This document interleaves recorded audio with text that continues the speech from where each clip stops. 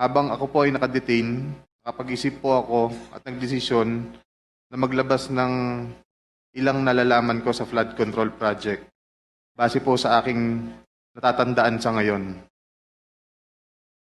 Tama po si Senator Lacson na ang mga engineers ng DPWH ay tila naging legman o bagman na lang. Kung tatanungin niyo po ako kung sino o kanino kami naging bagman, sasagutin ko na po ngayon.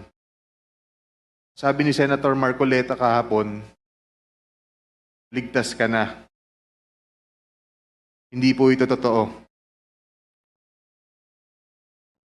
Si Senator Jinggoy Ejercito Estrada, Senator Joel Villanueva, Yusek Robert Bernardo, at D. Alcantara.